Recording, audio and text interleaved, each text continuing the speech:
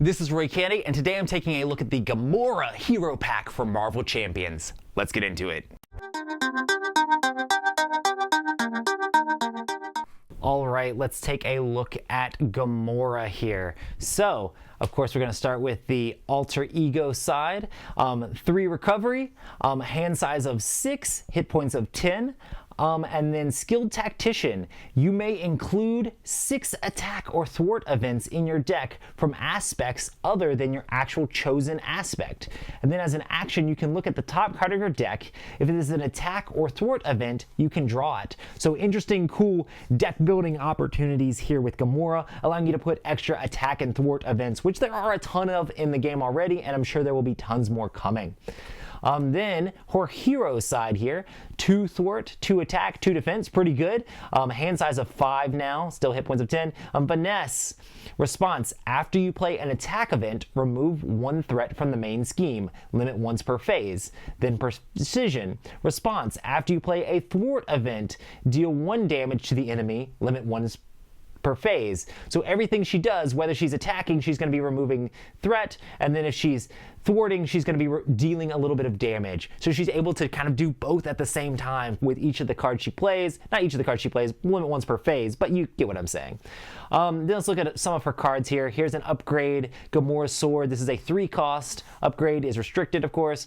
Response, after you play an attack event, deal 1 damage to the enemy. So this is basically like helping out with her ability here, because if you play an attack event, when you're in hero form normally, you will deal 1 damage, you'll deal 1 thwart, and then you'll deal an extra damage. So cool. So she's able to make those attack events really pay off. Then Conditioning Room, this is a 1 cost support. You can exhaust it while you're in alter ego form and return the bottommost attack or thwart event from your discard pile to your hand and heal 1 damage from Gamora. So not kind of like drawing cards, but you're drawing them from the bottom of your discard pile, and it's just the attack and thwart events. Of course, that's what Gamora is going to want to be doing anyway, because that's what she's all about. Then Cross Counter, 1 event, Hero Interrupt.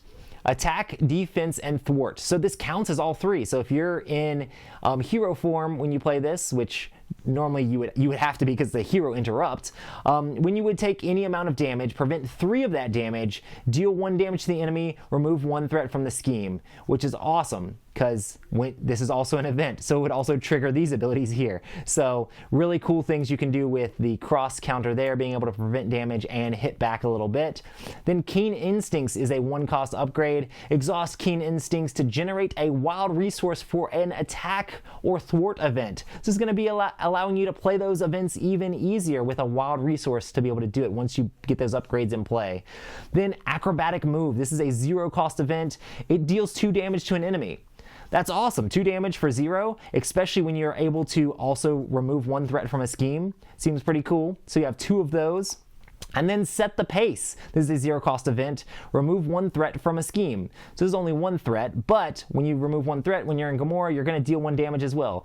I don't know if I should keep saying that over and over again, but I'm just trying to iterate that how cool that is. Then Decisive Blow, 2 cost event. This is deal 4 damage to an enemy. Deal 7 damage to an enemy instead if you have played a thwart event this turn. So you can play Set the Pace for 0 and play Decisive Blow for 2, and you're dealing 7 damage if you're able to put that combo together. And it's just 2 cards, so it's not that hard to pull off. So you can be dealing a bunch of damage, and of course you're still triggering her ability as that goes along. Then Forward Movement, 2 cost event.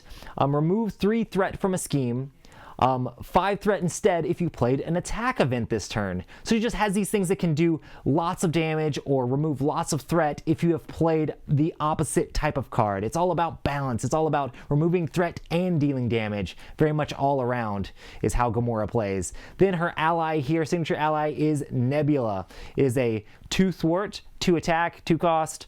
Response, after Nebula enters play, search your deck for an attack or thwart event, add it to your hand, and shuffle your deck. So she lets you get any one of them that you want out of your deck. And of course, because you can put any attack or thwart events in your deck, you can basically get any attack or thwart events in the game when you play Nebula if you have them built into your deck properly.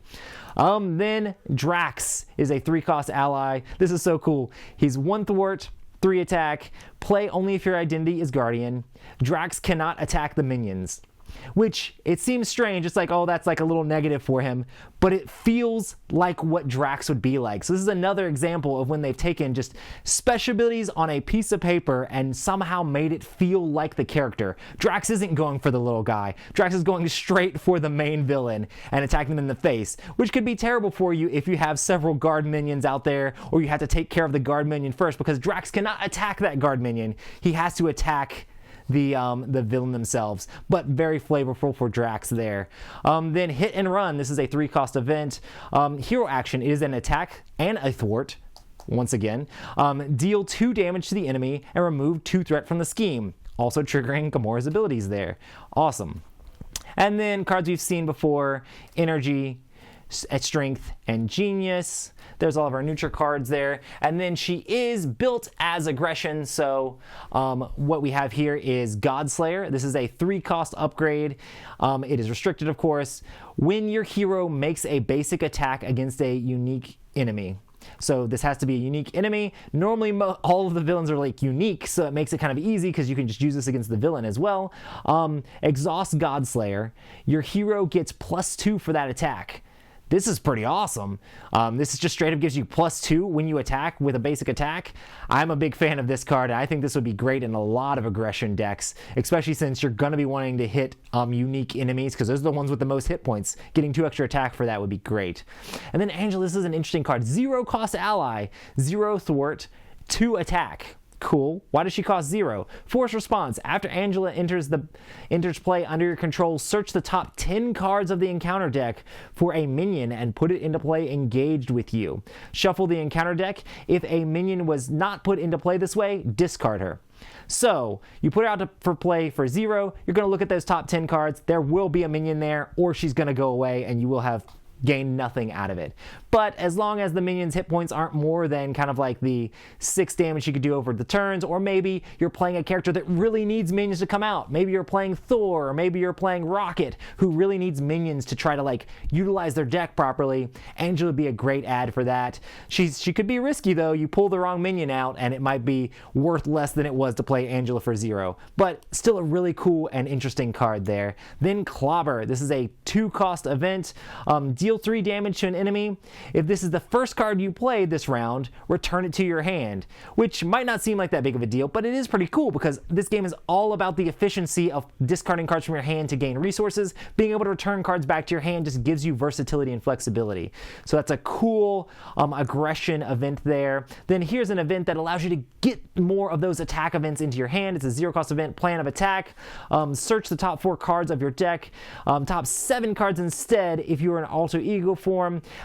For an attack event, add that event to your hand, then shuffle your deck. This is going to allow you to go grab the specific attack event you want. Of course, because Gamora can build any sorts of attack events in her deck, it's going to be interesting to see when really good attack events come out, Gamora is going to get really powerful.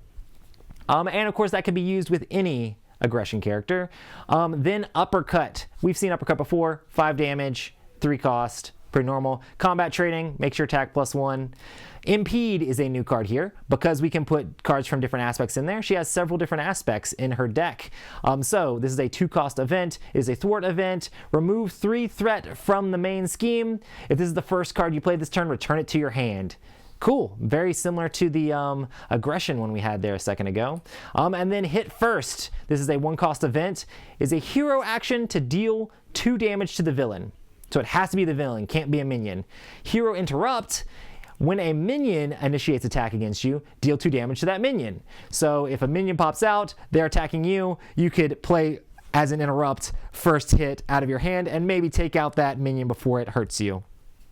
So there's a first hit there, and then we'll look at the obligation. I don't look too much into these cards just because I know people like to discover them as they're playing the game. But this is Unfulfilled Destiny. Of course, you can flip her to alter ego form and exhaust her and remove it from the game, or you can choose to discard 2 events from your hand to discard this obligation and still stay in hero form and unexhausted. Another interesting thing here, though, that I do want to mention is that Nebula is also her main nemesis. So 1 scheme, 2 attack, 5 hit points, 2 retaliate. Oh, that if you're gonna hit her, you better hit her hard because that retaliate is gonna be brutal. Force Interrupt. When this minion would enter play, discard the Nebula ally from play. So we now have a Nebula nemesis minion, we have a Nebula villain from the Guardians of the Galaxy, and we have a Gamora special ally that is also Nebula. Nebula's all over this game. And then, of course, there are several other cards that come in her deck that are going to be popping out whenever Shadows of the Past comes out. And let's look at some of the extra cards that come in the deck. Pivotal Moment. This is a 2-cost event. Hero action. Deal 2 damage to the villain. 5 instead if there's no threat on the main scheme. So if you're able to keep that threat down, this is a 2-cost 5 damage. Seems pretty good. I think that one's pretty awesome. And that's one you can actually just go ahead and add into the deck, because if you take out some of the other ones that are added in, you could throw that in there. Cosmos Implant. 1-cost upgrade. Attached to a Guardian ally. Attached ally gets +1 thwart and +1 hit point. I'm just going to put that in the Star-Lord deck right now. Yeah, seems good. Seems pretty good. And then True Grit. This is a 1-cost event. After your hero defends against an enemy, attack, remove a threat from the scheme equal to your hero's thwart. Awesome. Cool. So this is a response thwart that allows you to defend. And if you're defending, you're able to thwart as well. Seems really cool for defense decks to be able to keep some scheme down. And then we've seen Enchanted Reflex again. It seems like they're printing some of these resource cards in the extra things here that we've seen before, just to give you some more options for deck building with some of these new Guardians characters. You can exhaust it and remove a token to generate a energy resource. So that's basically what we have for Gamora. Let's see my thoughts.